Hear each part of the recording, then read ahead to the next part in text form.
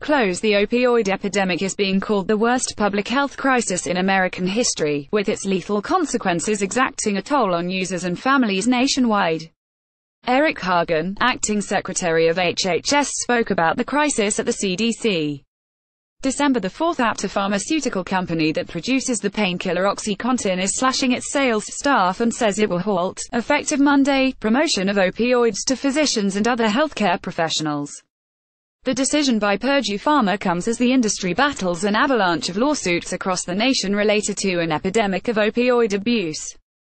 We have restructured and significantly reduced our commercial operation and will no longer be promoting opioids to prescribers, Purdue Pharma said in a statement.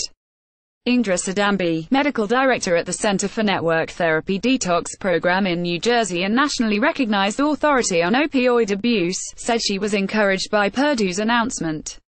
But she warned that tightening the prescription supply already has illegal drug dealers turning out more pills that look like branded prescription meds but can be even more dangerous.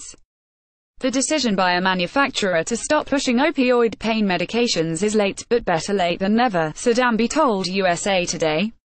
Even if we save one life due to this decision, it is worth it.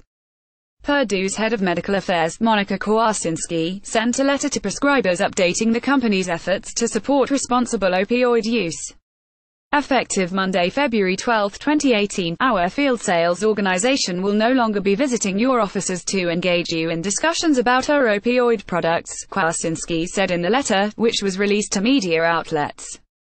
Requests for information about our opioid products will be handled through direct communication with the highly experienced healthcare professionals that comprise our medical affairs department. Purdue said in a statement that it is reducing its sales force by more than 50%.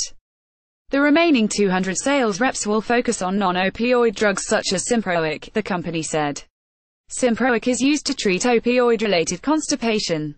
More opioid makers face hundreds of lawsuits. The company said it has consistently followed opioid guidelines from the Centers for Disease Control, which include a recommendation that opioids not be the first option for chronic pain. Purdue, a privately held company based in Stamford, Connecticut, has been slammed with lawsuits claiming the company has downplayed Oxycontin's addiction risk. Opioid litigation increased sharply in 2017 when hundreds of cities, counties and states sued opioid makers, wholesalers, distributors and marketers. The lawsuits accuse the companies of, among other things, misleading prescribers and the public by marketing opioids as a safe substitute for non-addictive pain medications such as ibuprofen. Opioids also have been blamed for a resurgence in heroin use. The government claims the results have been tragic, and left government agencies with millions in social and healthcare costs. Purdue said in a statement that it vigorously denies allegations of misconduct, adding that its products account for only approximately 2% of all opioid prescriptions. We are deeply troubled by the opioid crisis, and we are dedicated to being part of the solution, the company said. Opioids are substances that work on the nervous system in the body as specific receptors in the brain to reduce the intensity of pain. The CDC says more than 3 out of 5 drug overdose deaths involve opioids, and that annual deaths from heroin and prescription opioids have increased more than 5-fold since 1999, including 42,000 deaths in 2016. Purdue and 3 former executives pleaded guilty in federal court a decade ago to criminal charges of misleading the public about the addictive nature of Oxycontin, paying more than $630 million in fines and penalties. Reader, share this story. https://usat.ly2nzmchw